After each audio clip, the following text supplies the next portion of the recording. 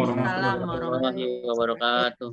Alhamdulillah wa syukurillah ala nikmatillah la haula wala quwata illa billah. Puji syukur kita panjatkan subhanallah, salawat serta salam mudah-mudahan tetap berlimpah kepada junjungan Nabi SAW sebagai qudwah hasanah. Dan mudah-mudahan kita adalah termasuk orang-orang yang senantiasa memiliki komitmen yang baik dalam melakukan tugas-tugas kita sebagai makhluknya. Yang kami hormati Kepala SMA Negeri 109 Jakarta, Ibu Dr. Anda Rusmala Nainggolan, MPD, yang mungkin tengah dalam kondisi masih sibuk ya Bu. Tetap semangat Ibu. Tetap semangat. Kemudian para wakil, Bapak Siswanto, SPD selaku bidang siswaan, Ibu Hajah Rahmalinda, MPD, selaku bidang sarana dan prasarana, serta Ibu Sari Rahmawati, MPD, selaku wakil bidang kurikulum. Begitu pula kepada Bapak Muhammad Zulfadli beserta jajarannya yang tidak bisa saya sebutkan satu persatu. Lalu kemudian saya juga melihat ada hadir beberapa perwakilan orang tua murid. Ya, terima kasih telah hadir membersamai kami di ruang virtual ini. Salam hormat khusus kepada para orang tua murid. Berikutnya para bapak, ibu guru, teman sejawat yang berbahagia. Hari ini insya Allah kita akan mengikuti sebuah mata acara yang berbeda dari biasanya kita bertemu di ruang virtual, yaitu mengenai penyuluhan, pencegahan tindak kekerasan terhadap perempuan dan anak. Tentu menjadi sebuah hal yang menarik kenapa kita melakukan kegiatan ini, dan mudah-mudahan nanti dalam kata sambutan dan arahan Ibu Kepala Sekolah bisa menyampaikan dasar pijakan kenapa kita menyelenggarakan kegiatan ini. Marilah sama-sama Bapak Ibu kita awali pertemuan kita dengan membaca lafaz basmalah. Bismillahirrahmanirrahim. Berikutnya acara akan kita lanjutkan setelah pembukaan, yaitu menyanyikan lagu kebangsaan Indonesia Raya. Yang ketiga adalah sambutan dari Ibu Dr. Anda Rusmala Nainggolan MPD. Yang keempat, penyampaian materi tunggal tentang penyuluhan pencegahan tindak kekerasan terhadap perempuan dan anak yang akan disampaikan oleh Ibu Dr. Anda Vivi Hafizah, MPD. Yang kelima, tanya jawab, dan terakhir penutup. Bapak Ibu, insya Allah siang ini masih tetap semangat ya. Jangan tegang-tegang, walaupun kita tengah masih bertugas mengisi e-report. Mudah-mudahan pertemuan ini merupakan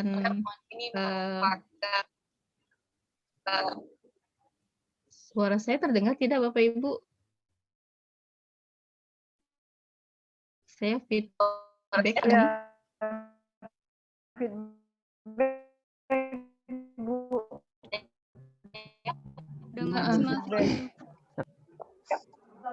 Ya, Alhamdulillah. Mudah-mudahan ini adalah pertemuan refreshing ya. Jadi sambil santai tapi kita mendapatkan pengetahuan baru di luar kebiasaan kita. Baik, kita masuk ke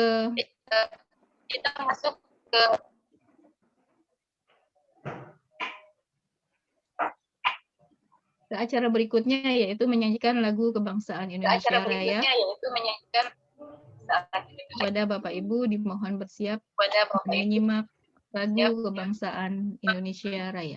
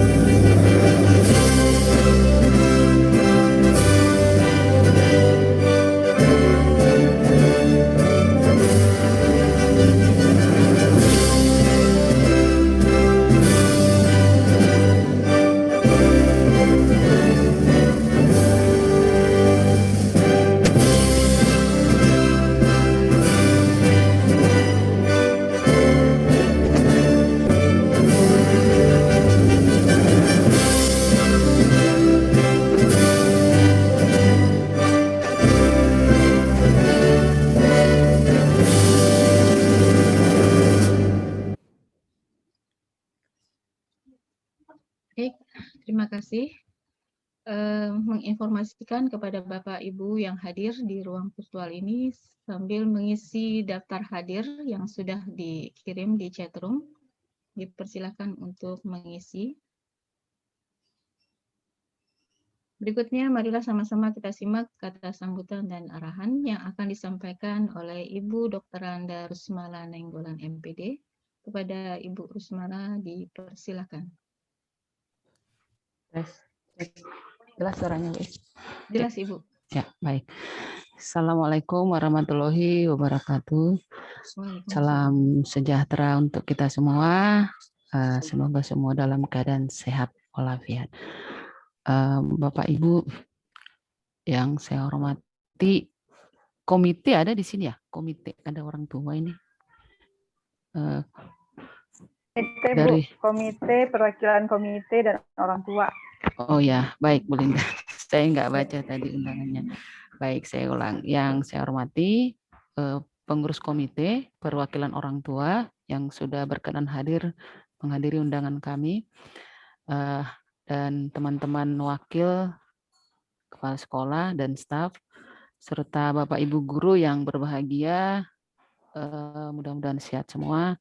Pak Jul selaku Kasubag kita beserta semua pegawai, mudah-mudahan diundang semua ya Bu Linda ya, karena materi ini untuk semua warga SMA 109 sebenarnya.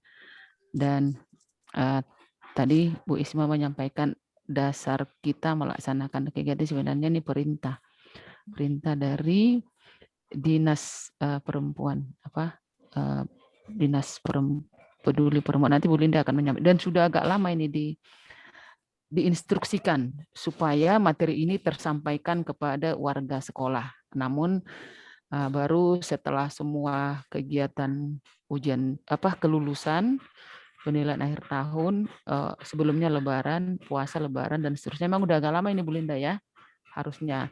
Namun Bu Linda Bu. mengambil ya Bu Linda ya. Ya udah agak lama, Bu.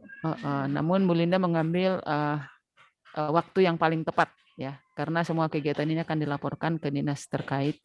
Apakah materi ini, materi penyuluhan pencegahan tindak kekerasan terhadap perempuan dan anak, tersampaikan kepada warga SMA 109. Nah, Bapak Ibu, sebelumnya tentu saja kita pertama harus selalu berdoa, memohon dan mengucap syukur kehadirat Tuhan Yang Maha Kuasa atas segala rahmat dan kasih-Nya kepada kita semua, terhadap hidup kita, hingga semua saat ini kita semua dalam keadaan sehat walafiat, mudah-mudahan, amin ya rabbal alamin. Bapak Ibu yang berbahagia, sesuai dengan tadi sudah saya sampaikan bahwa kegiatan kita ini sebenarnya kita dikasih materi dikirim PowerPoint dan beberapa poin-poin dari materi yang akan disampaikan kepada kita semua, termasuk kepada saya sebenarnya, tentang penyuluhan pencegahan tindak kekerasan terhadap perempuan dan anak. Nah, saya lihat foto di sini ada Bu Vivi ya, Bu Vivi yang narasumbernya. Alhamdulillah, seperti biasa Bu Linda cari-cari kalau mencari narasumber yang sangat kompeten di bidang ini, kita perlu dengan prosedur dan berbagai macam urusan, termasuk mungkin pembiayaan honor. Tapi untuk Bu Vivi, saya berharap Bu Vivi nggak nagih Bu Linda ya untuk honornya Bu Vivi, dan teman-teman semua yang diajak Bu Linda untuk kegiatan ini. Memang kita dianggap ini sebagai kerja gotong royong saja, gotong royong ya. Gotong royong, ada Bu Isma MC-nya, ada Bu Linda yang mengatur segala sesuatu, ada Bu Ernita yang bagian pendokumentasian. Nah, di Bu Vivi nih nanti nih, Bu Vivi semoga memberikan materi ini dengan baik untuk kita simak bersama Bapak Ibu ya. Kaitannya dengan tugas fungsi kita sebagai guru mendidik anak-anak, bagaimana, atau nanti akan dapat juga mungkin materi bagaimana kita bergaul di antara sesama guru supaya terhindar dari isu-isu tindak kekerasan, atau nanti ada juga pelecehan seksual kalau nggak salah saya ya. Jadi di antara kita juga sebagai berteman, bergaul di antara Bapak Ibu guru supaya terhindar dari isu-isu ini. ya. Ya, demikian juga untuk Bapak Ibu orang tua komite untuk mengetahui bahwa sebenarnya dalam hal ini pemerintah melalui manajemen sekolah menyampaikan kepada Bapak Ibu orang tua, sebenarnya ini penting, isu penting yang harus kita ketahui bahwa sebenarnya bisa saja terjadi hal-hal yang apa ya, yang kita tidak tahu. Ternyata seperti gunung es itu, gunung es di lautan itu ada hanya puncaknya aja sedikit kelihatan di permukaan air, tapi sebenarnya di bawahnya esnya sangat banyak, sangat sangat besar ya. Nah, jadi nanti mudah-mudahan Bu Vivi menyampaikan materi ini dengan lugas kepada kita semua supaya kita mengetahui peran kita sebagai guru baik dalam pergaulan sesama kita, bahkan nanti mungkin bisa mengimbaskan mengaktualisasikan dalam perilaku kita seperti apa menjadi pribadi yang dapat terhindar baik sebagai pelaku maupun sebagai korban ya. Terutama yang sebagai korban nanti ini memang sangat prihatin kalau sebagai korban pelecehan seksual terutama ya dan tindak kekerasan tidak semua berani melaporkan karena mungkin rasa malu dan tidak mau repot. Padahal itu yang membuat eh, apa eh, kekerasan dan pelecehan seksual itu bisa terus terjadi. Saya kira itu pengantar dari saya, artinya bahwa kegiatan ini memang atas instruksi dan kalau dari dinas sebenarnya himbauan berbentuk edaran kepada Ya. kita untuk dilaksanakan. Nah, kita tangkap dan harus kita laksanakan sebagai instansi yang selalu terkait kepada instansi yang lain. Dan mumpung waktu kita memang masih ada ya Bu Linda ya, mari menyimak kegiatan ini dengan baik di sela-sela kegiatan Bapak Ibu yang lain supaya dapat manfaat untuk kita masing-masing. Sebelumnya saya ucapkan terima kasih kepada Ibu Sari, Pak Sofian, Bu Isma, tim kurikulum dan semua panitia saja, Bapak Ibu guru terutama yang mengawas PAT daring secara Zoom. Saya salut banget kepada Bapak Ibu ya. Karena saya terus terang tidak seperti biasa, tidak pagi-pagi nggak saya kirim apresiasi karena saya dalam kegiatan yang memang terkait dengan internet ini saya baru maklum kalau nggak stabil memang luar biasa kita kayaknya ketergantungannya pada internet ini ya. Jadi terima kasih sekali lagi untuk Bapak Ibu manajemen, Bapak Ibu guru yang sudah melaksanakan PAT SMA 109 secara daring dalam Zoom sehingga paling tidak saya berkeyakinan antara 80 sampai 95% kualitas layanan.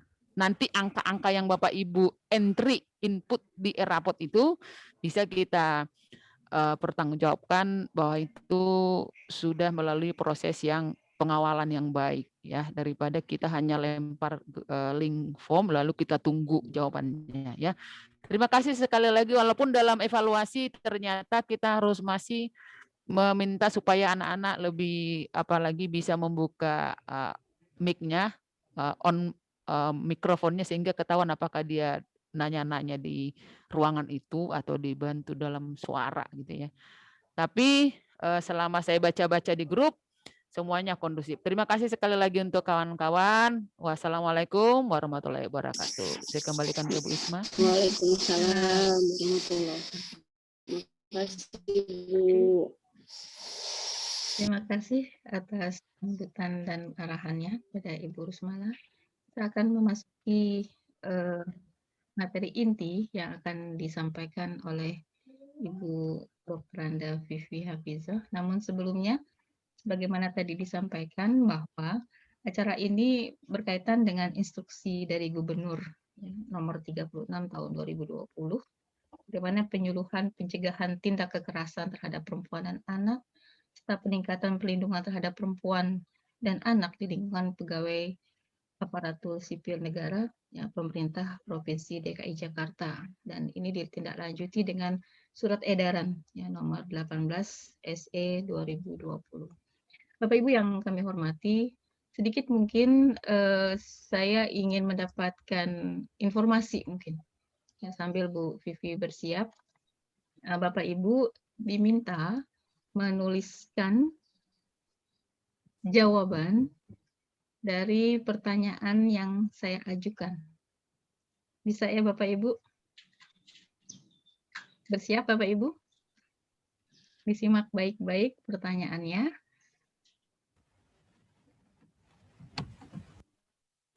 Jawaban dituliskan di chat room dengan jawaban tahu atau tidak tahu. Pertanyaan pertama, apakah Bapak Ibu tahu atau mengenal singkatan dari P2 TP2A? Saya ulang pertanyaannya, apakah Bapak Ibu mengenal istilah P2 TP2A? Tidak. Ya, silakan. Tidak usah ragu-ragu Bapak Ibu. Kita hanya ingin mendapatkan survei kecil ya terkait dengan penyelenggaraan hari ini.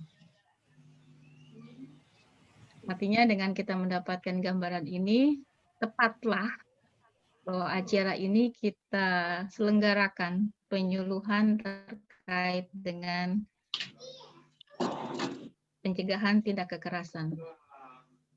Bu Vivi bisa melihat ya, cukup banyak jawaban yang bernada tidak tahu, kurang mengenal, belum ada yang ragu-ragu. Kita belum mendapat yang menjawab sudah tahu. Oh, ada tuh tahu, baru satu orang, Bu Sri Hartiani. Oke. Browsing itu. Bu Nuraini juga, Bu Nuraini. Bu Nuraini tahu ya, Pusat Pelayanan Terpadu Pemberdayaan Perempuan dan Anak. Sedikit lagi. Oke. Orang tua murid, ya Ayah Azanti, tidak. Ya. Jadi dari sekian jawaban kita lihat ada 2 jawaban yang menunjukkan mengenal atau katakanlah tahu tentang P2 P2A. Pertanyaan yang kedua Bapak Ibu. Pertanyaan kedua, apakah Bapak Ibu pernah menemukan kasus yang terkait dengan pelecehan baik terhadap perempuan maupun anak?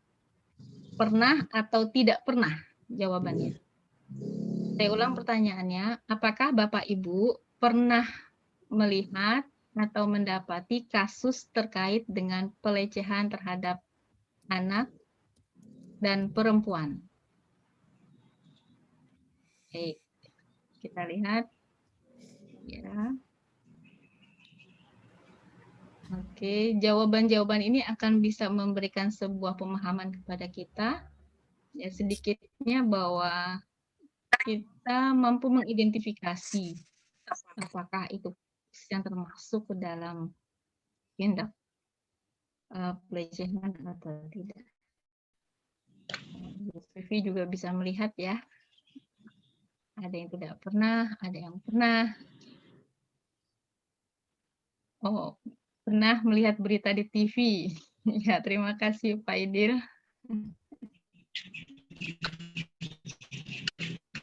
Baik Bapak Ibu, sekedar bertanya-tanya terkait dengan topik kita pada siang hari ini.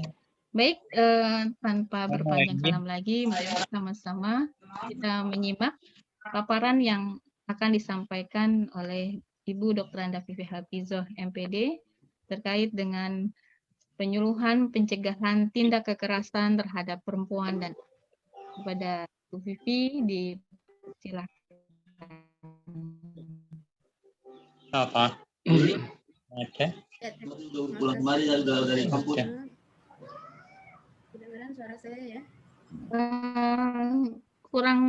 Kurang kencang dikit Bu Vivi, agak jauh tuh terdengar. Bismillahirrahmanirrahim. Dengaran? Kedengaran? Dengaran ya? Ya. Ya.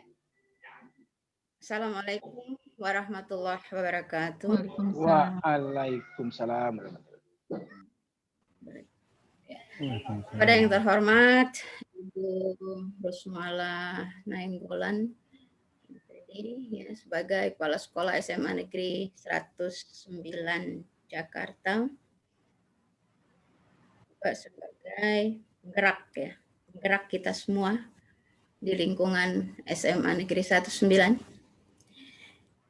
Pada yang terhormat juga Bapak Ibu Wakil Kepala Sekolah, Wakil Bidang Kurikulum, Ibu Sahri Rahmawati, Wakil Bidang Humas dan Sarana Prasarana, Ibu Linda, dan Pak Siswanto sebagai Wakil Kesiswaan yang selalu berkolaborasi di dalam aktivitas di sekolah SMA kita tercinta 109.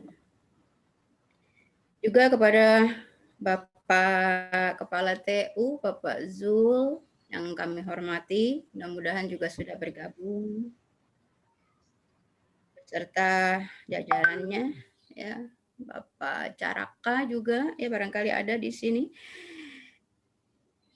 Bapak Ibu guru, teman sejawat yang tercinta, ya, yang selalu sama-sama juga kita semua bergandengan tangan untuk memajukan SMA Negeri 109 tercinta.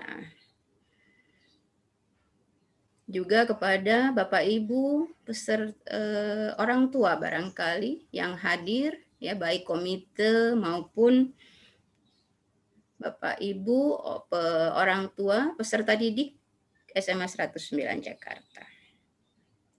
Puji syukur selalu kita panjatkan kehadirat Allah Subhanahu wa Ta'ala. Pada hari ini Allah memberikan kita kesempatan untuk dapat bertemu dalam, walaupun virtual, ya, dalam rangka kita melaksanakan barangkali salah satu kewajiban kita, ya, yang merupakan penerus daripada seluruh kebijakan-kebijakan yang ditetapkan oleh pemerintah DKI khususnya.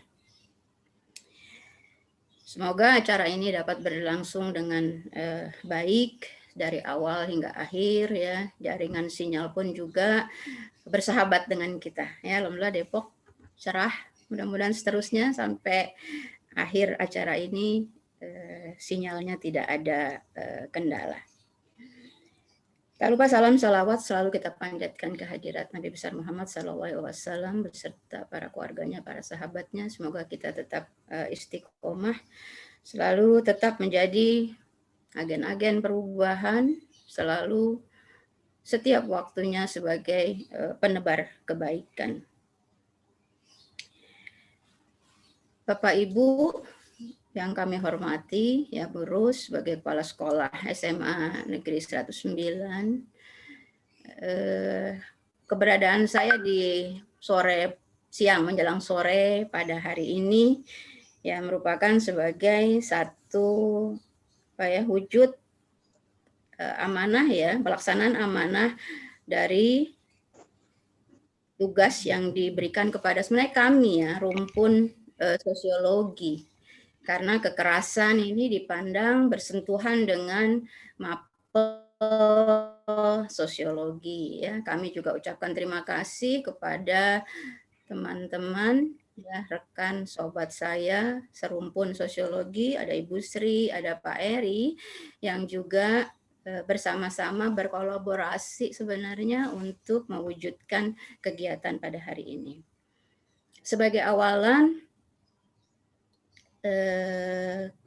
keberadaan atau sosialisasi daripada pencegahan tindak kekerasan terhadap perempuan dan anak ini merupakan satu bentuk, ya, kewajiban kita sebagai warga DKI barangkali melalui surat edaran daripada BKD yang tadi sudah disebutkan oleh Bu Isma, bahwa surat edaran itu nomor 18, surat edaran 2021, isinya tentang pelaksanaan penyuluhan pencegahan tindak kekerasan terhadap perempuan dan anak di lingkungan Dinas Provinsi DKI Jakarta ya. Jadi merupakan satu kehormatan barangkali kami rumpun sosiologi ya diberikan amanah, karena memang dalam mapel sosiologi ada hal-hal atau materi-materi KD yang berkaitan dengan kekerasan. Itu di kelas 10 ada materi perilaku menyimpang, dan di kelas 11 ada konflik dan kekerasan. Walaupun stressingnya adalah komunal ya, masyarakat gitu ya. Nah, memang guru selalu menjadi garda terdepan. Pada waktu yang lalu kita menjadi garda terdepan bela negara. Ya, sekarang ini kita diberikan satu penyuluhan barangkali tentang penanggulangan kekerasan dan pelecehan sosial seksual di lingkungan tempat kita berada ya. Di sini dibilangnya kantor ya. Tapi kalau dilihat dari judulnya, kita akan berhadapan dengan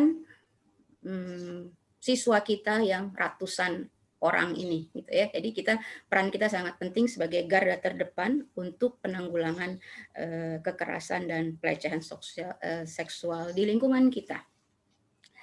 Saya sebagai narasumber bukan berarti saya bisa Bapak Ibu, ya saya juga memposisikan diri saya ya sama seperti Bapak Ibu. Mungkin saya taunya sekian waktu lebih cepat kali daripada Bapak Ibu gitu ya.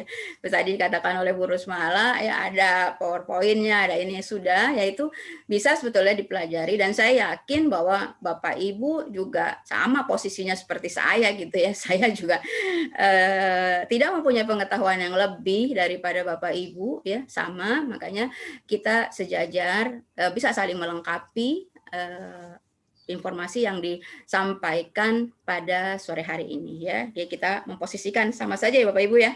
Bukan saya yang bisa barangkali ya. Bapak Ibu, kalau tadi dari Bu Isma memberikan survei, saya yakin Bapak Ibu sudah tahu, hanya singkatannya aja yang masih belum akrab kali ya di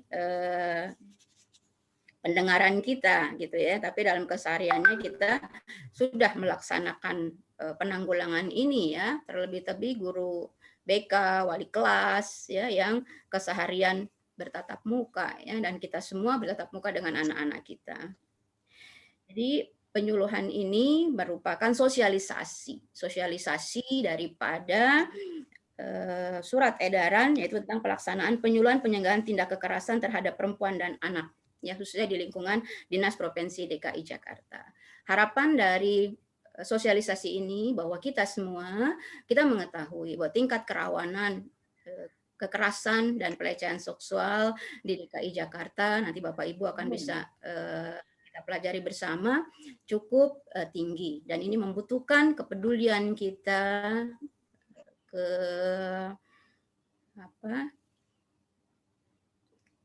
keterlibatan kita untuk menyelesaikan atau minimal mendampingi anak-anak yang menjadi korban daripada tindak kekerasan ini.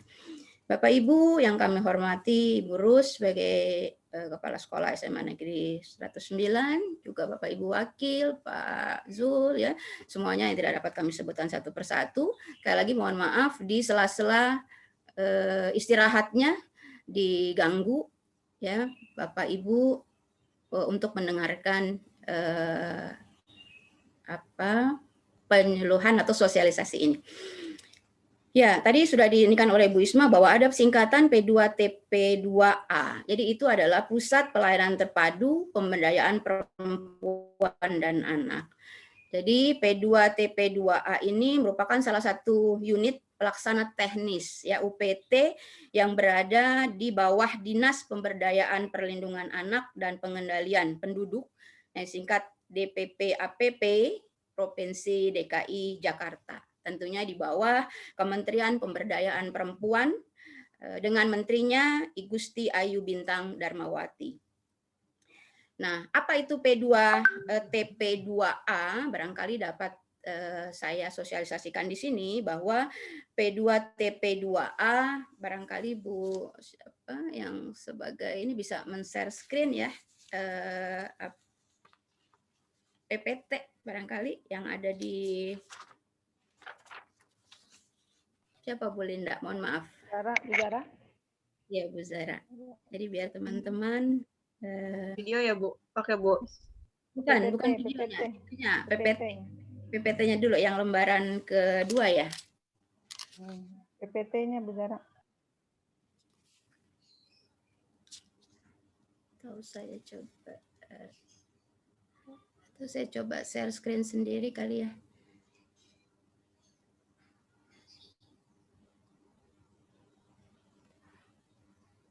Bisa nggak ya?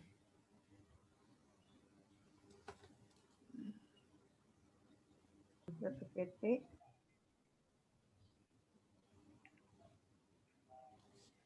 Keganggu ya Bu Linda ya.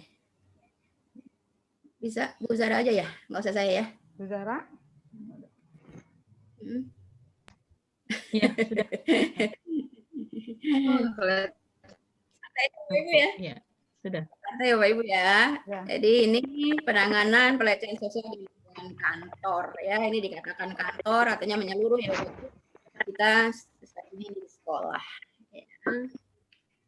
Terus ya, Ya, Ibu lanjut. Lagi meeting. Yang kedua. Ya. Jadi bisa dilanjut PPT-nya. Jadi penyediaan pelayanan ini meliputi pelayanan pengaduan, layanan hukum, ya, layanan psikologis, pendampingan korban, dan layanan rujukan ya yang berupa medis ya. Yang kedua, Bu Zara, ya itu dia. Ya, yang berupa layanan rujukan, ada medis, ya rumah anak, shelter, ya, dan ini diberikan secara gratis. Ya, sebagai pengantar barangkali Bu Zara bisa diinikan videonya, kami persilakan. Minta tolong.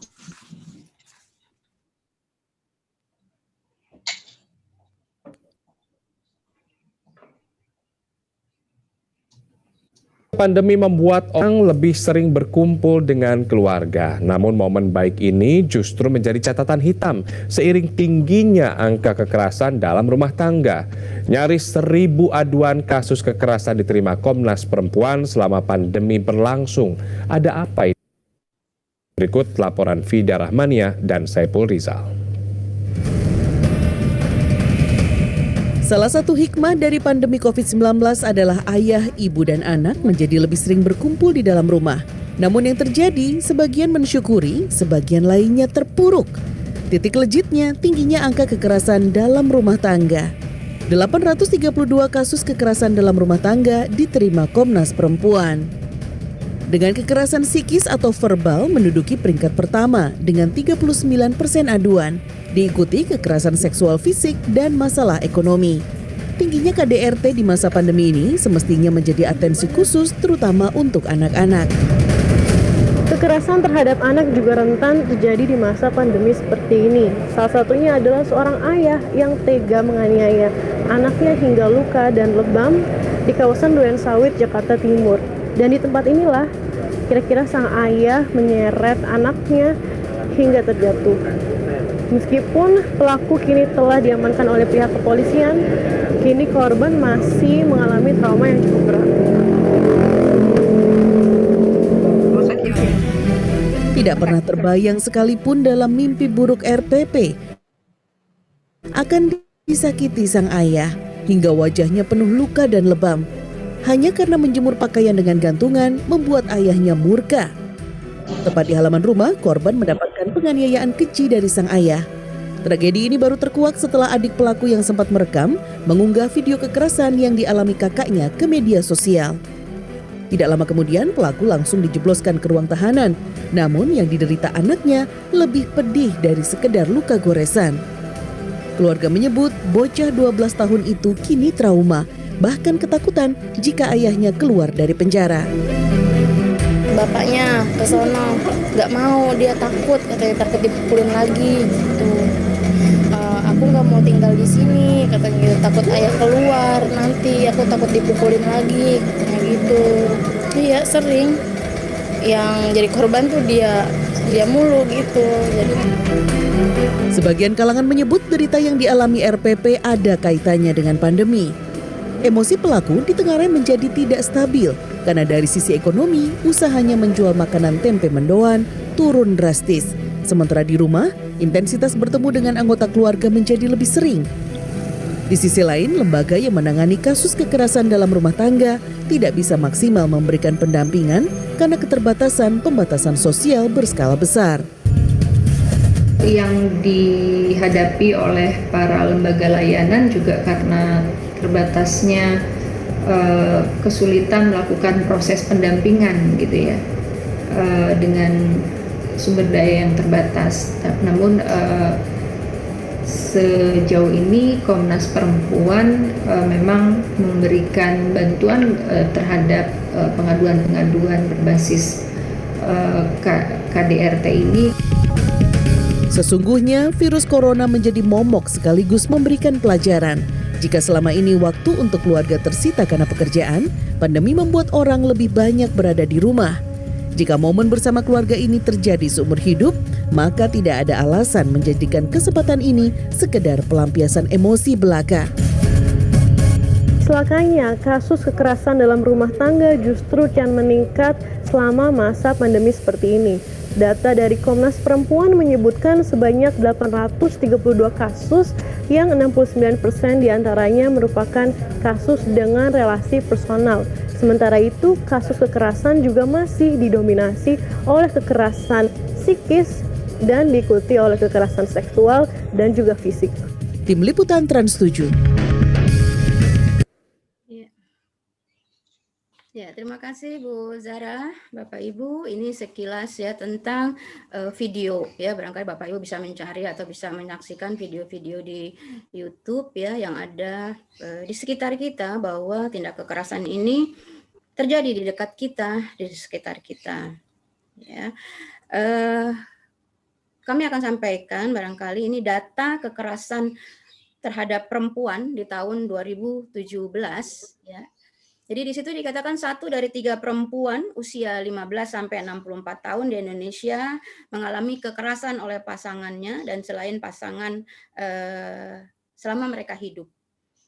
Sekitar 1 dari 10 perempuan mengalaminya dalam 12 bulan terakhir. Jadi 12 bulan terakhir ini kaitannya dengan pandemi ya Bu ya. Kita sudah pandemi dari Maret awal 2020 ya. Sudah hampir setahun lebih kita lebih menghadapi pandemi ini ya. Bisa dilihat dari presentasi ya, kekerasan fisik dan atau seksual oleh pasangan dan selain pasangan itu sangat memprihatinkan ya, bahwa terjadi yang lingkaran hijau itu Bapak Ibu itu adalah 33,4% yaitu keseluruhannya. Kemudian yang warna mengarah kepada salem ya, itu 9,4, itu 12 bulan terakhir. Jadi selama kita pandemi. Kemudian fisik, kekerasan fisik itu 9,1%. Ya, fisik dan seksual 9%, kemudian pelecehan seksual sendiri saja bisa 15,3%. Nah, data-data ini diambil dari survei pengalaman hidup perempuan, jadi dari Badan Pusat Statistik, survei pengalaman hidup perempuan nasional tahun 2016. Jadi survei ini dilaksanakan secara tingkat nasional dengan cakupan sebanyak 9.000 ya rumah tangga dengan tingkat responden survei itu 97,3.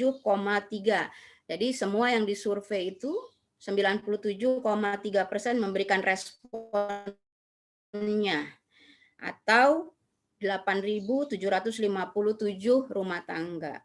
Jadi dari setiap rumah tangga itu dipilih 1 perempuan menjadi responden.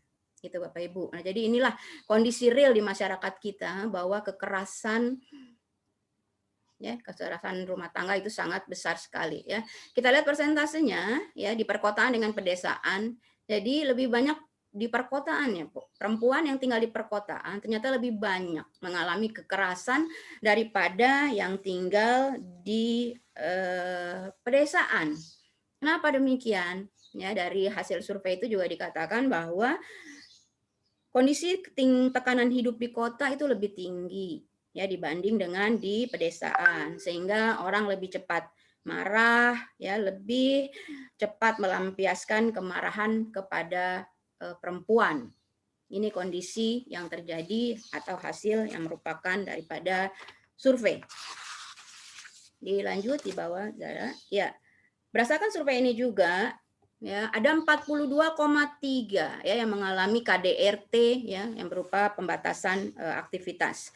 Barangkali untuk sama-sama kita perdalam bahwa KDRT itu diatur di Undang-Undang Nomor 23 Tahun 2004 ya, bahwa jenis kekerasan yang termasuk KDRT itu ada beberapa ya, diantaranya ya ada 4 kekerasan yang termasuk KDRT, kekerasan di dalam rumah tangga. Yang pertama adalah kekerasan terbuka.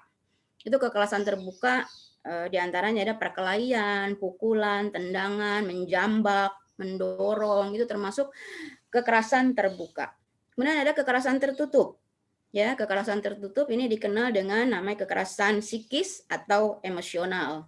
Ya, dia merupakan ancaman, hinaan, cemoohan, ya, hinaan, cemoohan itu termasuk kekerasan tertutup yang akibatnya korban akan susah tidur, tidak percaya diri, ya, tampil di hadapan publik malu. Itu salah satu daripada dampak daripada kekerasan yang dia alaminya. Bahkan sampai yang klimaks atau yang puncak adalah mencoba bunuh diri ya, karena merasa nggak punya percaya diri ya, apa gunanya hidup ya, dicemooh terus. Nah, ini yang sangat kita khawatirkan. Kemudian ada kekerasan seksual ya, kekerasan seksual fisik ya, itu bisa perabaan, jadi langsung secara fisik ya. Kemudian yang verbal itu seperti share foto-foto yang pornografi, porno aksi, ya, gambar-gambar yang tidak kondusif. Nah, itu termasuk juga kekerasan seksual ya. Tambah lagi yang yang insert ya, yang kakak senang dengan adik, itu termasuk juga kekerasan seksual. Kemudian yang berikutnya adalah kekerasan finansial ya, agak ke atas lagi Zara. Jadi kita lihat itu 24,5 itu ada kekerasan finansial atau kekerasan ekonomi. Jadi bisa disimpulkan bahwa 1 dari 4 perempuan ya itu mengalami kekerasan ekonomi. Ya, ini kekerasan ekonomi salah satunya adalah dia dipaksa untuk membiayai kehidupan keluarga, dia tidak diberikan nafkah. Nah, ini termasuk kekerasan ekonomi ya. Kemudian kekerasan emosional itu persentasenya 20,5%. Artinya 1 dari 5 perempuan itu mengalami kekerasan emosional atau psikis ya. Kemudian yang fisik 12,3, berarti 1 dari 10 perempuan. Kemudian yang seksual juga demikian 10,6% mengalami kekerasan seksual. Jadi 1 dari 10 perempuan. Nah, ini bisa dibayangkan bahwa kekerasan pada perempuan cukup tinggi tingkat persentasenya. Nah, kita di sekolah kita barangkali kita dapat memetakan berapa anak perempuan di sekolah kita. Ini sebagai satu bentuk penjagaan kita ya kepada anak-anak perempuan kita di sekolah gitu ya. Nah, kemudian ini ada juga survei dari yang lain ya yang mengatakan bahwa kekerasan fisik itu ada 19,6%, kemudian 34% itu kekerasan seksual, ini di survei yang lain. Yang jelas dari sampingnya itu ada survei yang mengatakan bahwa dari 10.847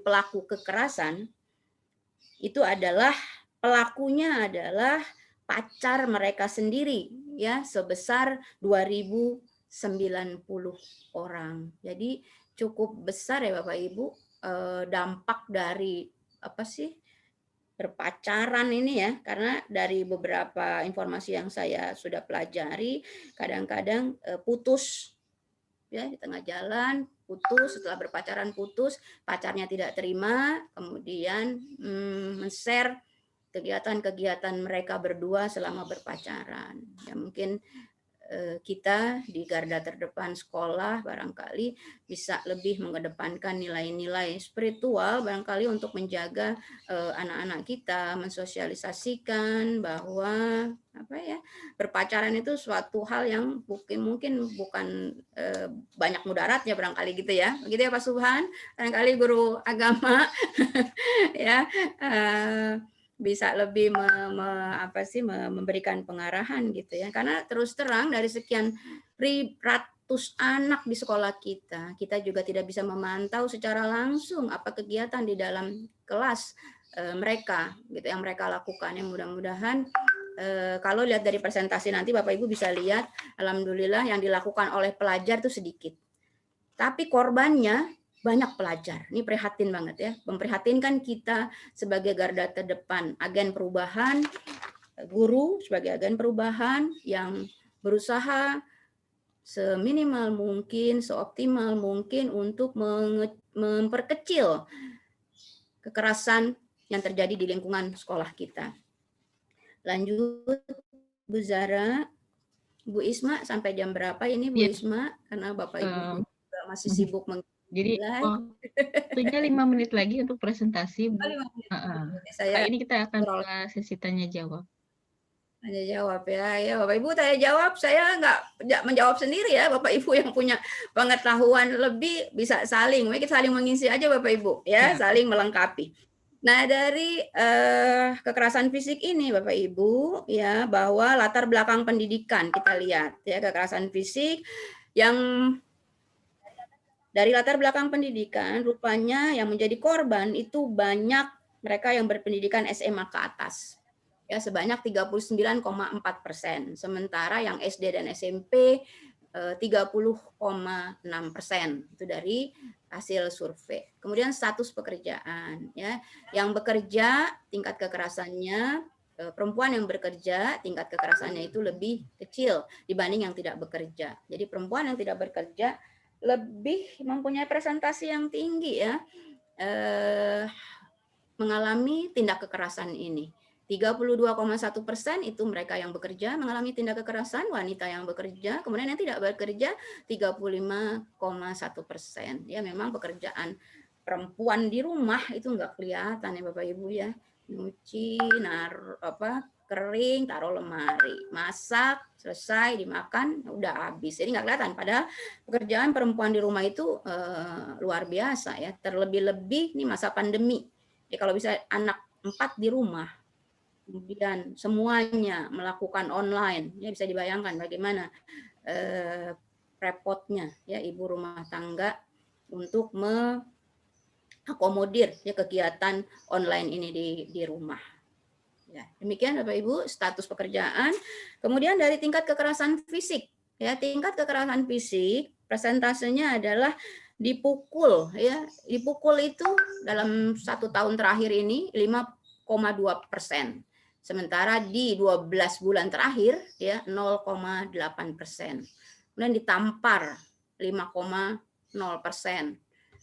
12 bulan terakhir itu 0,8%. Didorong, dijambak rambutnya itu 3,6%. Ya 0,8% itu selama 12 bulan terakhir ini. 1,4% itu ditendang, diseret, dihajar. Ya itu 1,4. Ini kekerasan fisik yang dialami oleh perempuan ya Bu ya. Kemudian kekerasan seksual.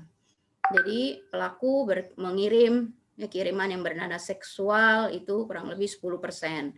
Kemudian 12 bulan terakhir ini 3,2%. Kemudian pelaku menyentuh, meraba tubuh itu 7,1%. Yaitu termasuk pelecehan seksual ya Bapak Ibu. Kemudian perilaku memperlihatkan gambar seksual itu 5,1%. Kemudian memaksa hubungan seksual ya, alhamdulillah kosong ya Bu ya. Yang mudah-mudahan terjaga. Ya ini tidak ada kelakuan seperti ini. Tapi 0,2% itu di 12 bulan terakhir ini.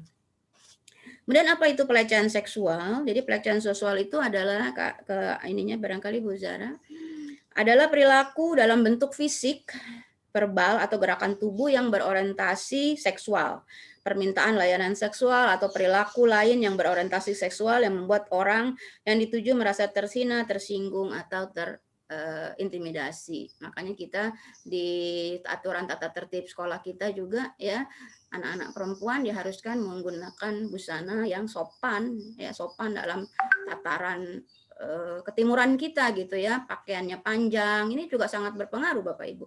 Karena anak-anak kita ini usia yang sedang sedang mekar-mekarnya gitu ya.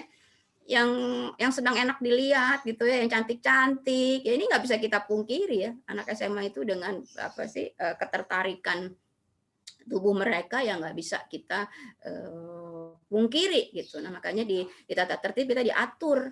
Jadi kalau ya alhamdulillah kesergapan Bapak Ibu guru di lapangan melihat anak-anak yang berpakaian ketat, yang payudaranya sampai terbentuk gitu ya, itu kita juga tegur dengan teguran yang tentunya persuasif pada anak-anak. Karena memang anak-anak usia segitu tidak menyadari gitu bahaya di sekeliling mereka, yang mereka menampilkan tubuh mereka yang baik, yang bagus gitu, itu mengundang ya hasrat daripada ya lawan jenis mereka yang ya sedang sama-sama tumbuh ya gairah seksual mereka gitu. Jadi di sekolah alhamdulillah kita sudah melakukan ini.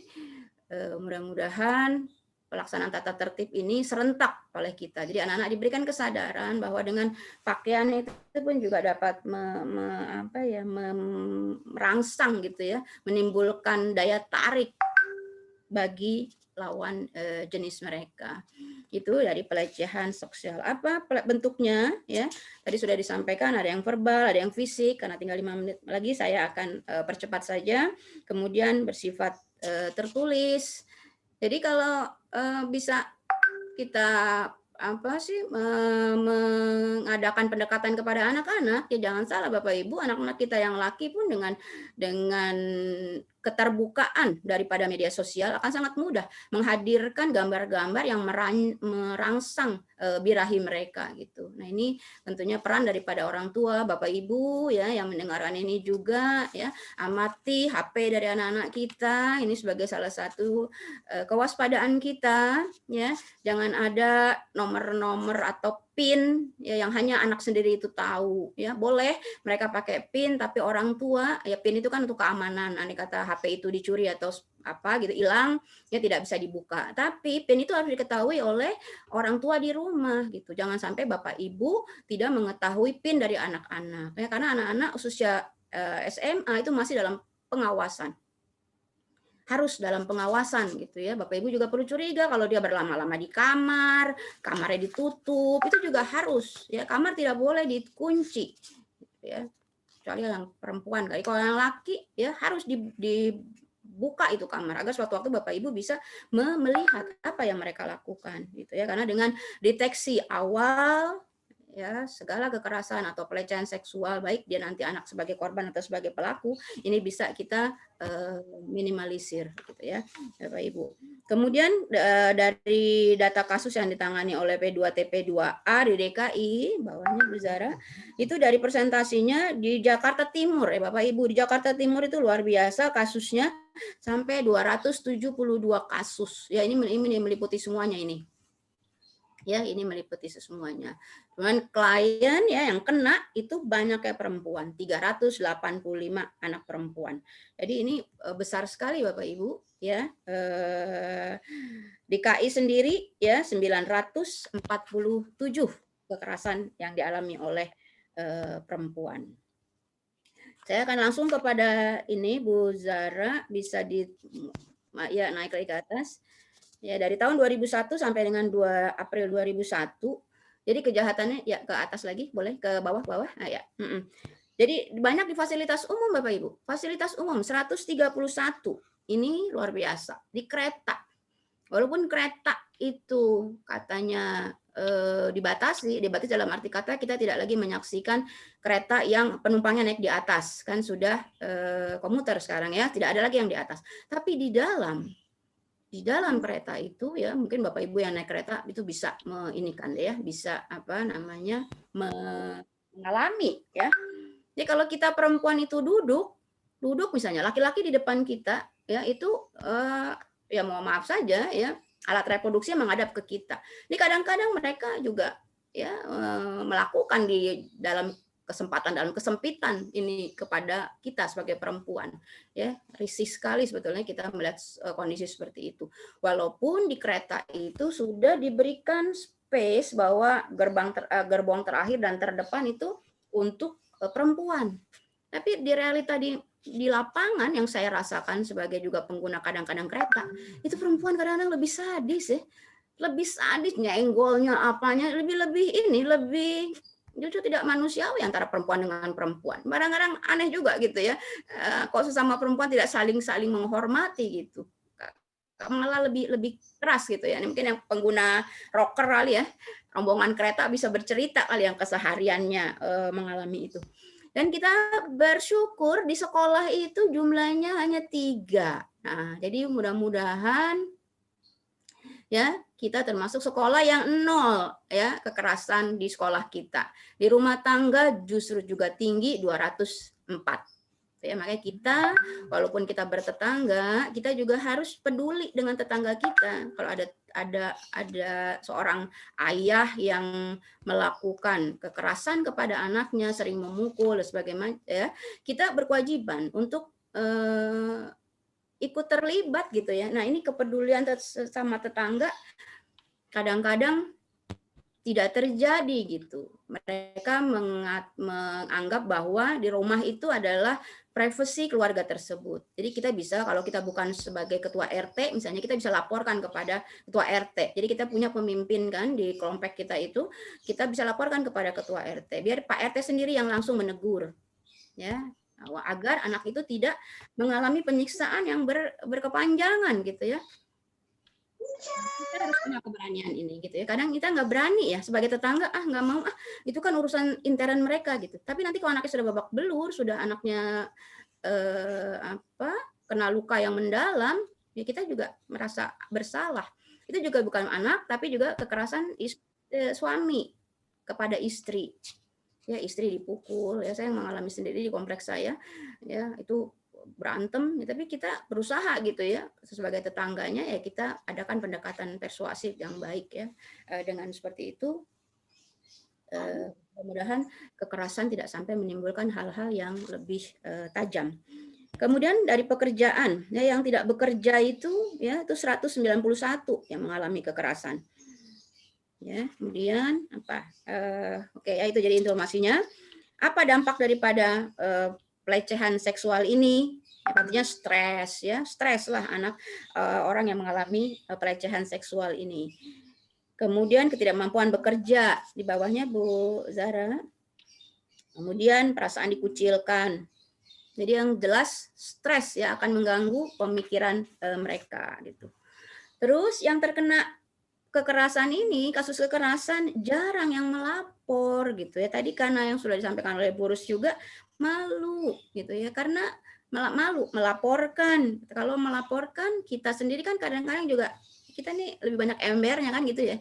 Orang tahu sesuatu kasus gini terus nyebar satu dengan yang lain, satu dengan yang lain. Jadi makanya melaporkan itu pada tempat yang tepat gitu ya. Jadi jangan sampai kita harus membangkitkan, andai kata kita menemukan korban seperti ini, tugas kita sebagai guru, sebagai garda terdepan penanggulangan kekerasan dan pelecehan seksual ini adalah turun lagi Bu Jara, naik Bu Jara, jangan takut ya mereka ke atas ya.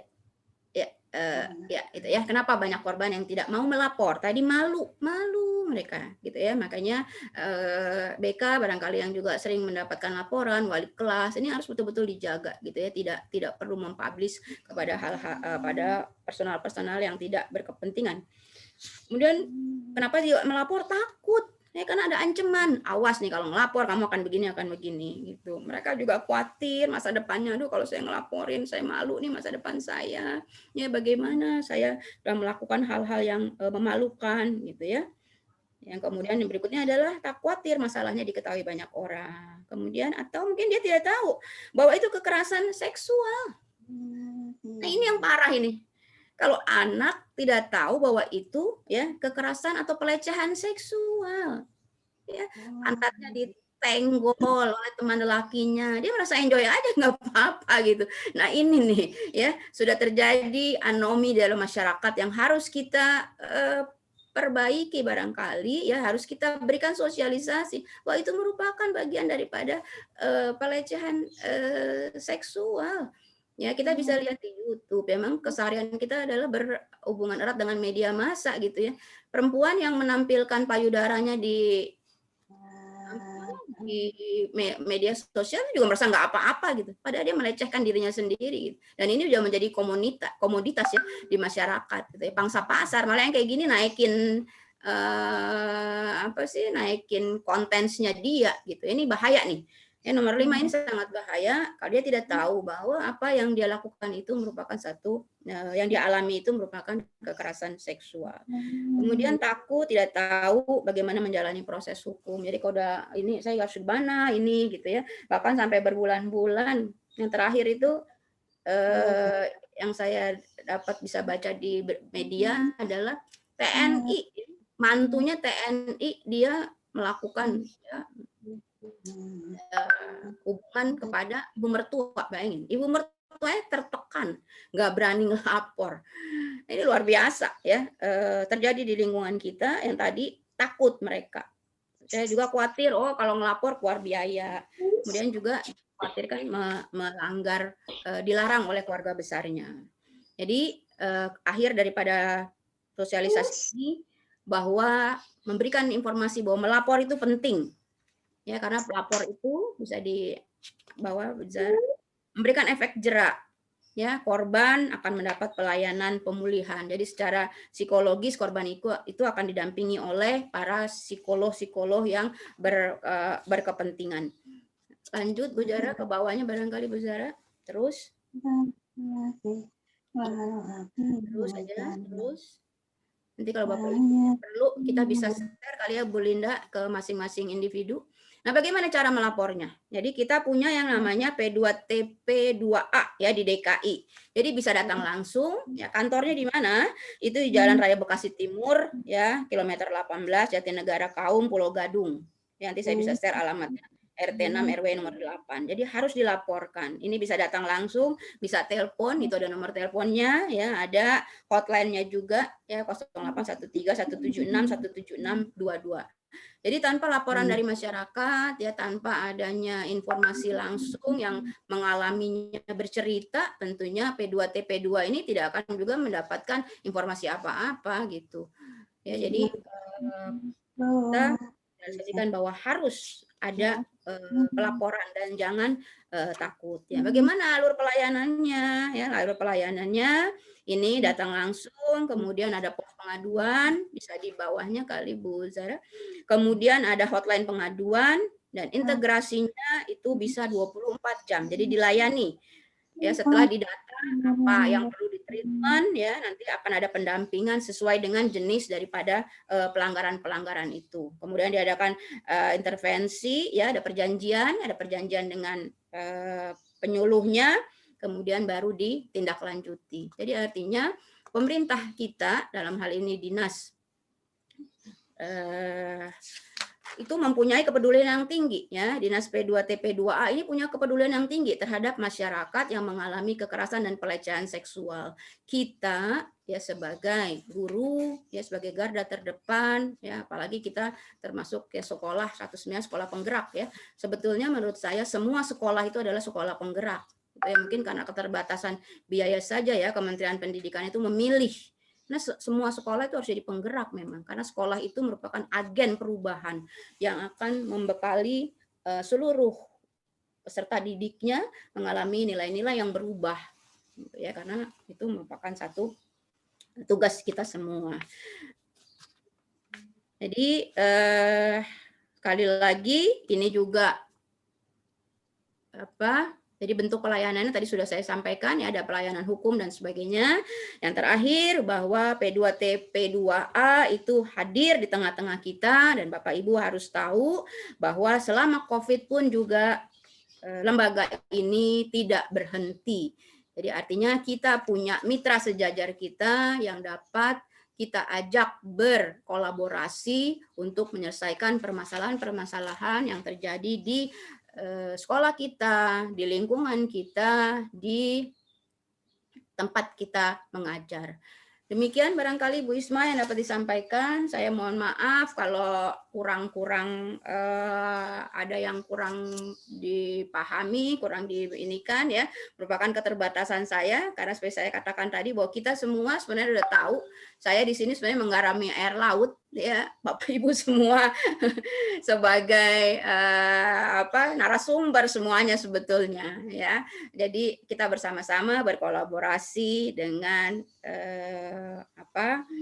mencegah kekerasan dan pelecehan seksual di tempat kita berada, di sekolah khususnya ya. Barangkali demikian yang dapat disampaikan Bu Isma. Sebelum tanya jawab diakhiri, saya berikan pantun ya untuk biar kita santai ya Bapak Ibu ya, relax. Ini materinya materi yang cukup menguras pemikiran kita, tapi kita menyelesaikannya dengan ya santai lah. Ya kita udah disibukkan dengan nilai yang belum juga siap dari kita ya. Jadi kalau kita ini juga jangan sampai imun kita turun gitu ya. Jalan-jalan ke Gardu Raya. Ada Raja Wali Muda siap diterbangkan. Dengan sosialisasi P2T, P2A, kekerasan, pelecehan seksual dapat ditiadakan. Mohon maaf. Kekurangan. Assalamualaikum warahmatullahi wabarakatuh. Waalaikumsalam warahmatullahi wabarakatuh. Ya baik, demikianlah. Terima kasih Bu Vivi atas paparan dari penyuluhan pada sore hari ada ini ada untuk mengendorkan urat saraf kita. Ya, jadi ini snack video.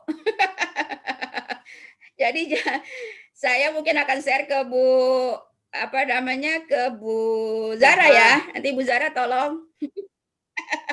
Ini untuk mengendorkan aja, ini untuk lucu-lucuan, tapi inilah yang terjadi di masyarakat kita gitu ya. Ya bukan masyarakat kita sih, di luar ini ya. Mulai kita enggak ya. Ya jadi saya coba ya. Saya ini Bu Zara, ini video lucu-lucuan. Saya share ya.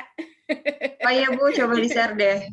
Ya, baik, sambil menunggu proses ya. Sambil menunggu proses, Bapak Ibu, tadi kita sudah menyimak bersama. Ini kalau di WhatsApp nggak bisa di-download kalau WhatsApp web. Apa yang disampaikan oleh Bu Vivi selaku narasumber. Berharap setelah menyimak penyuluhan ini, kita memiliki informasi yang tepat ya. Dan juga kesadaran untuk melakukan tindakan yang tepat ya, dalam mengenali dan menindaklanjuti apa-apa yang sudah. terjadi Ibu di orang tua sekeliling ini kita ya. Mohon maaf, Bapak Ibu orang tua ini video lucu-lucuan ya, tapi inilah yang ada di ya ini bukan video dari kita, video dari luar ya. Kenyataannya Bu. Iya, tapi ya mudah-mudahan kalau bisa dilihat Ibu bisa apa sih namanya menyimpulkan sendiri. Udah Bu Zara, saya udah kirim. Iya, masih proses mungkin. Baik Bapak Ibu, disiapkan pertanyaan bila ada hal-hal yang bisa di-sharing dalam pertemuan kita pada hari ini. Boleh dituliskan di chat room atau nanti bertanya secara langsung. Bapak, Ibu orang tua murid juga dipersilakan untuk bertanya. Oh ya, diingatkan sekali lagi untuk pengisi form daftar hadir ya presensi pertemuan pada hari ini. Karena kegiatan ini tentunya perlu ditindaklanjuti dengan pelaporan nanti kepada instansi yang terkait. Bu Zara bagaimana? Sudah siap? Oke, Bapak Ibu silakan kalau ada yang mau ditanyakan. Saya Bu. Oh iya, silakan Pak Marmin. Sebentar Bu Zara. Kita simak dulu pertanyaan dari Pak Marmin.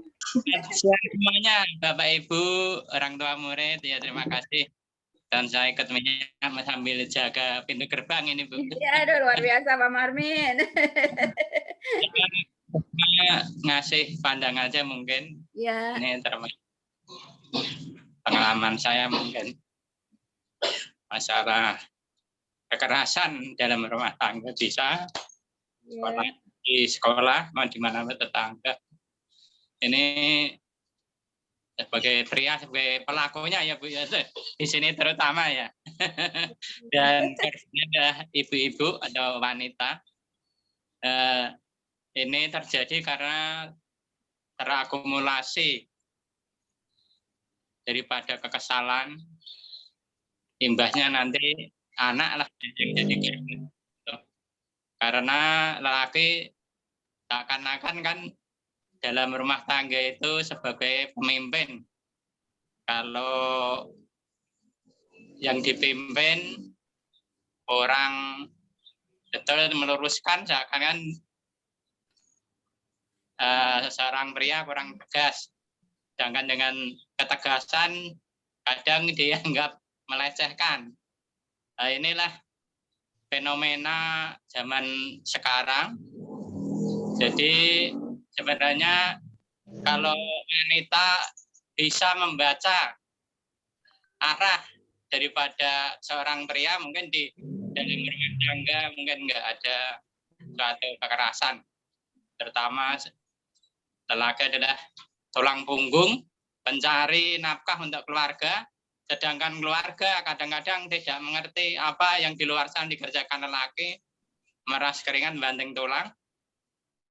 Tapi sampai di rumah mungkin belum sempat ngasih minum, belum sempat ngasih ucapan yang baik. Kadang-kadang ucapan yang disampaikan kepada seorang bapak itu kadang kasar, sehingga kecapean dan emosi terjadi karena ya sampai rumah tidak ada sambutan yang menyenangkan. Itulah kadang-kadang yang menyebabkan ada kekerasan di rumah tangga.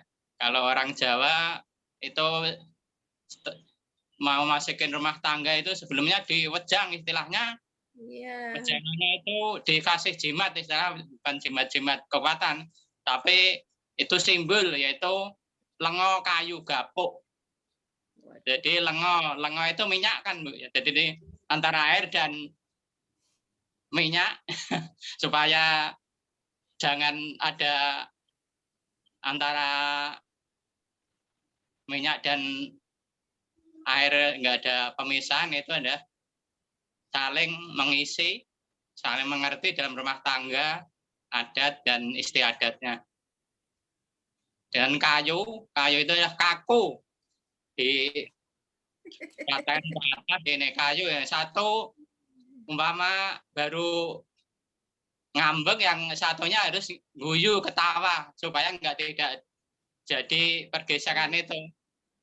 Gapuk kan lengo, kayu gapuk nggak ada di lengo, gapuk istilah minyak itu nggak ada. Jadi kayu gapuk itu yang satu wegah, yang itu ngipuk-ngipuk. Jadi yang satu kecapean, yang perempuan itu harus mengerti, oh ini berarti bapak ini baru capek, saya harus bisa mengendalikan apa yang harus disampaikan. Kedua, kemudian mungkin dalam rumah tangga banyak kekerasan itu karena ya kurang komunikasi, kurang efektif komunikasinya. Kemudian yang terbesar adalah salah paham, akhirnya jadi cekcok, akhirnya terakumulasi emosi antara suami istri, ada kekerasan, imbasnya ke anak. Terima kasih, begitu aja Bu. Mungkin pada saya sebagai lelaki yang akan peduli akan seorang wanita yang terhibur dan Bapak teladan. Iya. Lelaki apa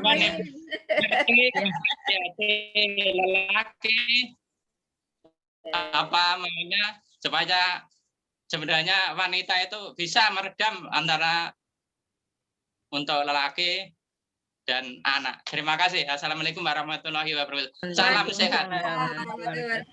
Baik, terima kasih Pak Marmin atas tanggapannya, atas juga nasihatnya, luar biasa ya filosofi yang tadi kita sudah dengarkan, bahwa apa yang disampaikan beliau itu adalah salah satu hal yang mungkin bisa memperkecil, meminimalisir kasus terjadinya KDRT dalam sebuah rumah tangga. Masya Allah ya, dengan pengalaman yang luar biasa, mudah-mudahan ini menjadi hal yang bisa kita dijadikan pedoman bahwa dalam sebuah rumah tangga hubungan suami dengan istri sangat penting untuk menjaga munculnya tingkat kekerasan dalam rumah tangga. Mungkin itu ya yang kita sama-sama simak tadi. Berikutnya kita lihat ada pertanyaan lewat chat room dari Bu Priyanti. Pertanyaannya adalah, bagaimana caranya menghilangkan trauma anak jika terjadi pelecehan seksual pada anak yang di bawah umur? Pertanyaan agak berat, Bu Vivi. Silakan Bu Vivi tanggapi. Cara menghilangi trauma anak. Iya. Ya. Jadi memang ya Bapak Ibu mungkin bisa nanti menambahkan ya apa yang harus dilakukan pada saat anak pernah mengalami trauma ya yang dia mengalami pelecehan seksual. Jadi dia sudah bercerita saja itu sudah luar biasa ya Bapak Ibu. Kalau ada seorang anak kemudian mampu bercerita bahwa dia mengalami pelecehan seksual, kita perlu menyelamatkan ya. Menurut saya kita perlu menyelamatkan ya, kita jauhkan dia dari pelaku pembuat pelecehan seksual itu. Kemudian kita berikan dia motivasi bahwa untuk kedepannya dia harus berhati-hati, harus menjaga diri, harus mampu mengungkapkan, mengkomunikasikan apa yang dialami oleh dia. Jadi jangan ada rasa takut, karena rasa takut ini tidak semua anak punya satu keberanian. Tadi sudah dikemukakan, malu kalau mau cerita, padahal ini bahaya bagi dia gitu. Jadi kita jauhkan, kemudian kita berikan motivasi ya. Memang ini lama Bu ya, trauma healingnya lama. Jadi penyembuhan daripada kembali mereka bisa beraktivitas, bisa ceria, ya itu lama. Nah kita pendampingan terus ya, kita jaga, kita dampingi, kita selalu mengatakan bahwa mama atau ibu berada di kamu, orang-orang yang kalau pelecehan itu dilakukan oleh orang terdekat, omnya, tantenya, aduh ini lebih penyembuhannya lebih lama lagi di Bapak Ibu. Ya, jadi kesabaran yang harus kita berikan, perhatian yang lebih kepada dia, bahwa meyakinkan bahwa kita ya orang-orang terkasih di dekat mereka gitu ya, itu siap melindungi dia. Jadi semangat harus kita tumbuhkan kepada mereka agar ya kepada anak-anak ini agar tumbuh mereka ke motivasi yang kuat ya untuk dia juga melindungi diri dia sendiri gitu. Jadi bekal ini pendampingan barangkali menurut saya Bapak Ibu bisa ditambahkan barangkali ya ada Bu Nita ya, Bu Nora yang juga mempunyai background konseling yang yang melatar belakangi dan tingkat spiritual ya, seperti tadi katakan oleh Pak Marmin juga ya, ini memang Bu dari 18 karakter itu kan yang pertama adalah spiritual. Jadi kalau spiritual itu dijaga ya insya Allah ya, memang laki-laki sebagai pemimpin tadi dikatakan oleh Pak Marmin, tapi bukan sekedar pemimpin, laki-laki itu adalah rijal. Rijal itu adalah dia melindungi, mengayomi gitu ya, dan menjaga. Nah ini kita juga sebagai wanita bekerja barangkali juga bisa mengevaluasi diri kita ya Bapak Ibu. Kemudian komunikasi di rumah harus diciptakan. Jangan sampai kita kurang komunikasinya, karena ini faktor terdepan komunikasi. Walaupun komunikasi mungkin kejadiannya membuat kita marah atau ada hal-hal yang anak lakukan tidak baik, itu harus dijaga, tetap komunikasi. Jadi kita harus tahu apa yang terjadi dengan anak kita. Mungkin itu Wisma, mungkin saya silakan tambahan kali ya dari Bapak Ibu yang berpengalaman, kita sama-sama share karena ini kan masing-masing punya pandangan. Tambahkan Bu. Oh iya, silakan Pak Mamir. Ya. Untuk menangani anak yang masih di bawah umur untuk korban pelecehan seksual, sekarang saya lihat di psikologi itu nanganin dengan namanya terapi ya, ada terapinya itu di bagian itu untuk memulihkan psikisnya, untuk melupakan itu ada pelatihannya Bu. Jadi terapis mengenai itu ada, itu saya lihat. Sekarang alhamdulillah Iya, bisa Pak. menangani anak yang korban pelecehan seksual itu bisa dilatih dengan mungkin sandi-sandi untuk melupakan yang lalu, untuk memandang ke depannya supaya bisa lupa yang apa telah terjadi itu di terapis-terapis psikologi itu bisa, Bu. Terima kasih. Assalamualaikum warahmatullahi wabarakatuh. Waalaikumsalam. Itu makanya peran P2TP2A, Pak Marmin. Jadi kalau memang kiranya kita tidak bisa menangani, ya kita bisa bawa ke sana. Nanti di sana dipersiapkan psikolog-psikolog yang punya pengetahuan terapi healing yang pencegahan, barangkali kita harus bekali anak-anak kita. Makanya dari pembelajaran nilai-nilai agama itu sangat penting agar anak-anak tahu mana bagian-bagian tubuh mereka yang nggak boleh terlihat, ya, mana anggota-anggota badan mereka yang harus dilindungi, yang mana kalau mereka mengalami seperti itu mereka punya keberanian untuk menolak atau melawan. Makanya pembekalan dari beberapa orang tua juga ada yang mempersiapkan anaknya dengan latihan bela diri barangkali ya, untuk suatu saat mengalami seperti itu misalnya ya, itu bisa lebih siap gitu, karena kekerasan ini tidak terjadi di rumah saja kan, dimanapun kita berada, minimal dia punya keberanian untuk melawan, untuk melindungi diri mereka sendiri. Terima kasih Pak Marmin. Pak Marmin pengalamannya banyak. Kalau Pak Marmin nih jadi narasumber nih.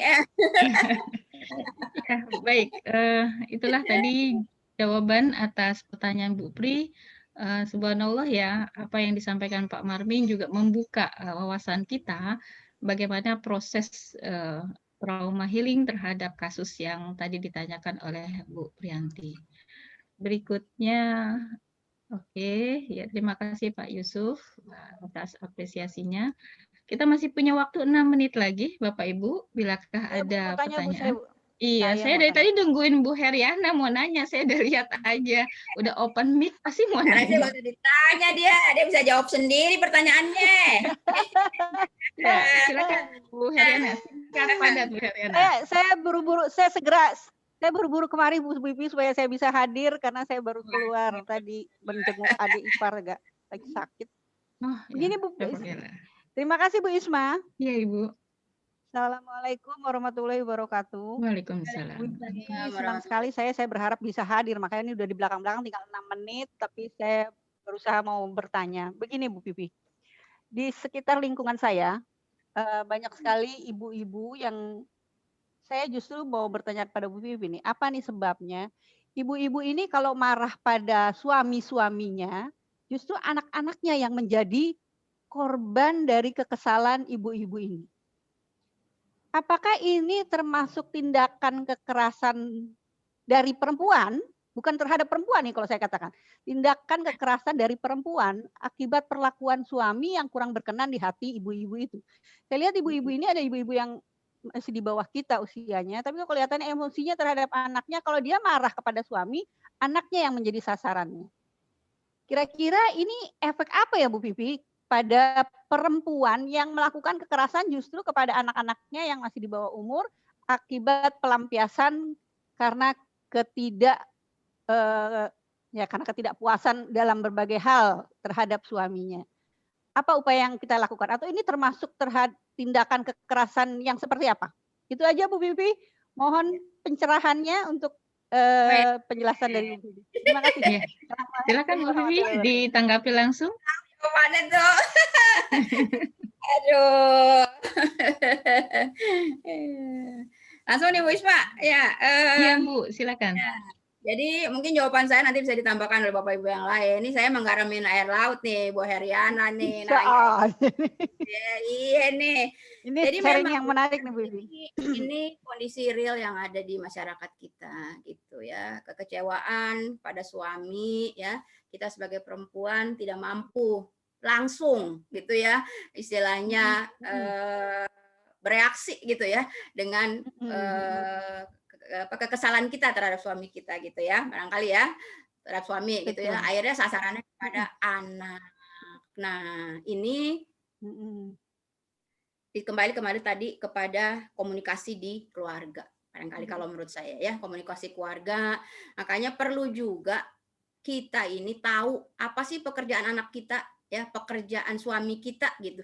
Jadi kita merasakan posisi mereka gitu. Tapi yang tadi dikatakan oleh Pak Marmin tuh, datang ke rumah kita udah capek-capek gitu ya, terus nggak disambut gitu. Makanya kalau pemerintah DKI mengatakan ada Rabu belajar, itu kan masih ingat ya Bu Her ya, waktu itu ada namanya Rabu belajar tuh. Jadi Rabu belajar, kita belajar memahami, ya, mengerti pekerjaan orang gitu. Makanya saya ingat banget ya, almarhum bapak saya itu selalu bilang, kamu kalau berbuat kepada orang, rasakan diri kamu menjadi orang itu gitu. Nah, itu banget tuh melekat di saya. Ya, jadi itu yang saya ini kan gitu. Jadi kita harus memposisikan kalau kita seperti dia gitu, ya, kita pasti akan berbuat yang sama gitu. Nah, ini kita harus memahami, makanya dibangun tadi komunikasi. Ya, komunikasi agar terjalin. Bapaknya cerita, saya di sekolah tuh kayak gini-gini, saya di kantor kayak gini-gini. Jadi orang rumah pun tahu kerjaan ribetnya di rumah tuh di kantor tuh kayak gimana, ini kayak gimana gitu. Dan anak pun juga dikomunikasikan, wah begini loh nyari rejeki, ya begini loh susahnya gitu. Agar anak pun juga mampu ya memahami ya pekerjaan dari bapak, pekerjaan dari ibunya gitu. Kemudian barangkali tanggung jawab kita di lingkungan ya Bu Her, ini pentingnya PKK nih. Ya, PKK harus digerakkan. Makanya kekuatan suatu bangsa itu kan di perempuan ya. Jadi bukannya kita sok ini ya.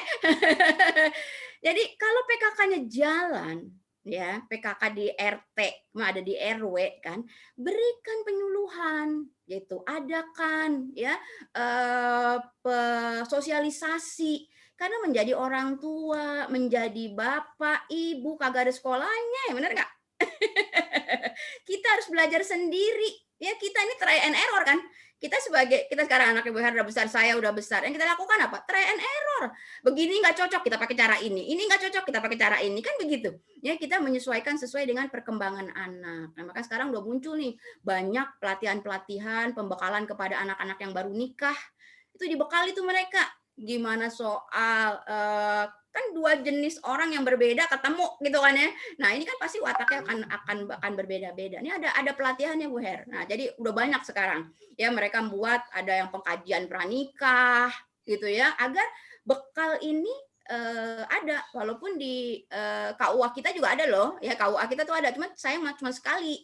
Karena KUA juga mungkin narasumbernya kan perlu dibayar gitu ya. Nah, jadi dua pasangan inilah yang terusnya harus menggali gitu. Ya, jadi kalau tadi saya bilang komunikasi, kemudian kepedulian tetangga. Kalau Bu Her sebagai anggota PKK, sarankan kepada Bu RT-nya gitu. Kita punya Hari Ibu kan.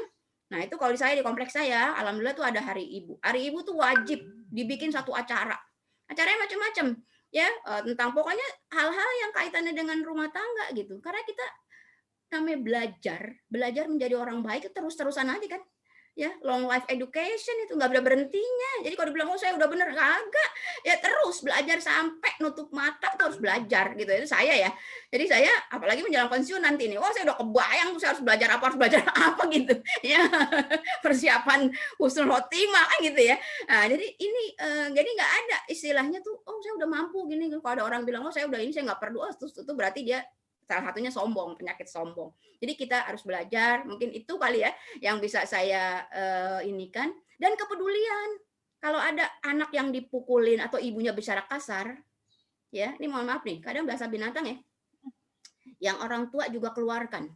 Karena nggak berpendidikan, kita juga paham dia kenapa bisa kayak gitu, karena nggak sekolah. Sekolah cuma bisa baca tulis doang.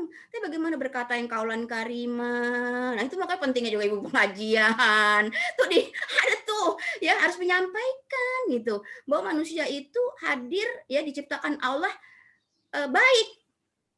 Ya, tiap individu itu baik.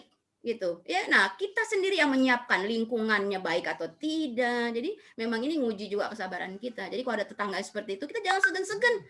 Ya apalagi kita punya, ya istilahnya kita orang sekolahan gitu ya, orang mandang kita guru kan. Nah ini tugas kita lagi nih, garda terdepan juga di rumah. bukan di sekolah, tapi di rumah kita juga tahu kalau bu guru yang ngomong kan udah bu guru yang ngomong gitu kan, pasti kata-katanya bener aja deh tuh. Nah ya kita harus juga, Bu, mohon maaf ya Bu, gitu. Kita pendekatan, ya pendekatannya apa ya? Pertama kita kasih apa dulu dia, biar hatinya nyangkut ke kita kan gitu ya. Nah, kita bikinlah biar Taranya juga lebih tahu lah dari saya gitu ya. Nah kan pelan-pelan dia juga sama anak-anaknya juga deketin anak-anak ya, kita apa sih doain palanya itu kan gitu tuh. Kalau kata orang-orang tua kita dulu ya, jadi anak yang soleh ya nak ya, karena mereka intinya tuh anak yang baik, anak yang soleh ya, karena Allah menciptakannya ini apa sih namanya sempurna kan gitu kan, pilihan terbaik kok bisa jadi anak dari ribuan sperma ketemu dengan apa sel telur gitu ya Bu Isma ya, itu berarti unggul kan, bibit unggul gitu. Nah di tangan bapak ibunya, makanya tabula rasa gitu kan, anak itu makanya kata ya Allah bahwa anak itu lahir kadang fitrah suci, ya, lingkunganlah yang membentuk dia. Nah bagaimana nih kita sebagai agen-agen perubahan, nggak cuma di sekolah tapi di rumah, di lingkungan keluarga kita. Yang mudah-mudahan itu barangkali bisa disampaikan Bu Her. Ya ini mengarami mohon maaf. Terima kasih Bu Vivi. Karena saya juga berpikir ternyata perempuan juga bisa menjadi agen kekerasan kalau kita tidak memahami arti siapa sebenarnya kita sebagai orang tua. Baik, terima kasih Bu Vivi. Terima kasih Bu Isma. Ya, sama-sama Bu Heriana, Bu Vivi. Alhamdulillah dengan perbincangan ini artinya kita akan mampu menggali ya segala sesuatu yang sebetulnya kita miliki pemahamannya, tapi kemudian itu hanya untuk kita miliki pribadi, tapi begitu ada diskusi-diskusi ini akan memberikan sebuah arti penting buat kita ya, sehingga akhirnya kita bisa saling memahami, saling mengetahui gitu tentang hal-hal yang sebetulnya juga kita rasa-rasa tahu gitu ya, tapi kadang-kadang karena tidak pernah diperbincangkan seolah-olah itu merupakan satu hal yang akhirnya hilang begitu saja. Baik Bapak Ibu, saya tawarkan kita sudah 15.03. Bilakah masih ada pertanyaan? Mungkin dari orang tua murid, saya belum mendengar. Ada orang tua murid atau ingin memberikan testimoni orang tua murid, dipersilakan.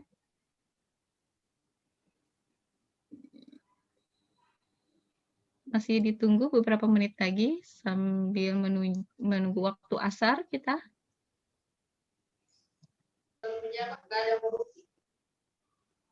Ya. Jangan lupa foto Bu Is kirim absen. Ya, insya Allah itu tidak akan terlupakan Ibu, insya Allah itu sudah tupoksi kita membuat laporan. Bapak Ibu, masih adakah yang ingin disampaikan? Baik. Tidak Bu, cukup. Ya, Terima silakan, kasih. Pak. Oh ya, baik. Terima kasih Pak atas responnya.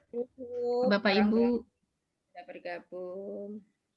Ya, Bapak Ibu yang kami hormati, alhamdulillah kita sudah sampai ke penghujung acara penyuluhan pencegahan tindak kekerasan terhadap perempuan dan anak. Menurut saya pribadi akan sangat penting bagi kita untuk juga melakukan forum-forum pertemuan seperti ini dalam tataran parenting ya, di mana dengan parenting itu kita bisa menggali lebih banyak lagi akan hal-hal yang sebetulnya kita bisa memberikan kontribusi ya bagi sebuah perubahan ke arah yang lebih baik ya. Yang kadang-kadang karena kesibukan kita di sekolah, kesibukan kita dalam pendidikan pembelajaran sering luput ya. Mudah-mudahan ini adalah langkah awal kita untuk bisa memberikan kontribusi lebih banyak lagi ya. Sharing-sharing seperti ini saya pikir penting bergantian. Nah, hari ini Bu Vivi, mungkin besok Bu Sri, kemudian ada Pak Eri yang muda ya. Artinya saya pikir ini akan menjadi sebuah kolaborasi yang bagus ya, melatih kita untuk bisa memberikan pemahaman yang baik, kemudian juga kita mampu berdiskusi secara terbuka ya tentang suatu hal yang tidak yang di luar rutinitas kita, yang biasanya membicarakan masalah nilai lagi gitu. Mudah-mudahan ini menjadi sebuah pencerahan bagi kita semua. Sebelum ditutup, Pak Subhan, kami mohon untuk memimpin dengan doa. Dipersilakan Pak Subhan.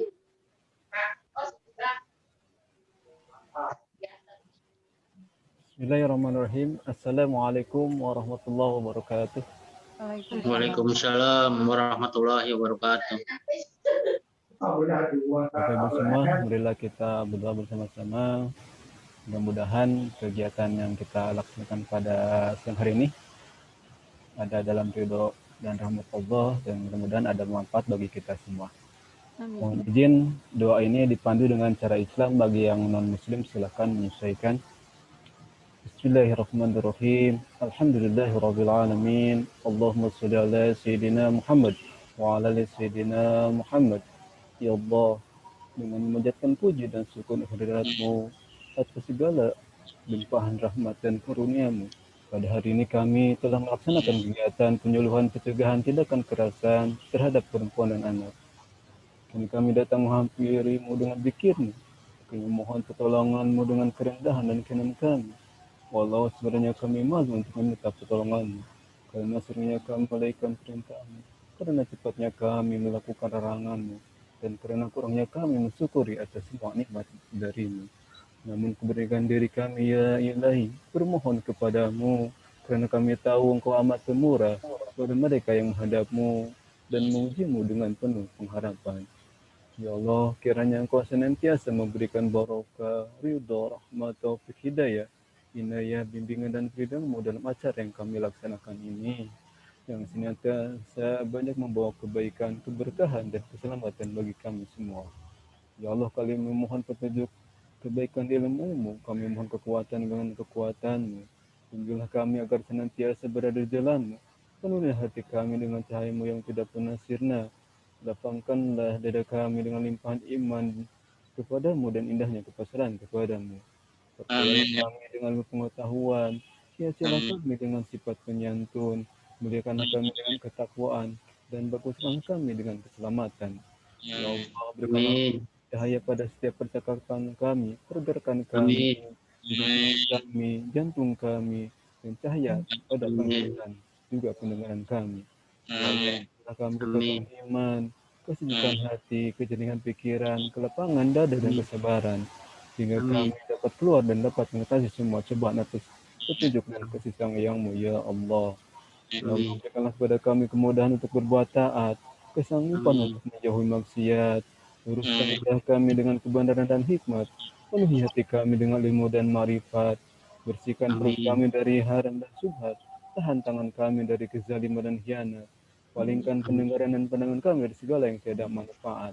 Panjangkanlah umur kami, sehatkan badan kami, pendengaran kami, terangilah hati kami, tetapkan iman kami, perbaikilah amal-amal kami, luaskanlah dan berkahlah rezeki kami.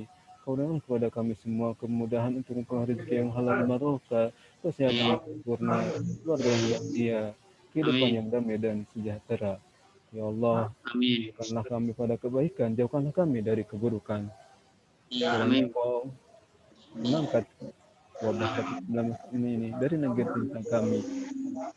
Ya Allah, terimalah permohonan kami. Rabbana dhalamna anfusana wa in taghfir lana wa tarhamna lanakunanna minal khasirin. Rabbana atina fid dunya hasanah wa fil akhirati hasanah wa qina adzabannar. Subhana rabbika rabbil izzati amma yasifun wa salamun alal mursalin walhamdulillahi rabbil alamin. Al-Fatihah.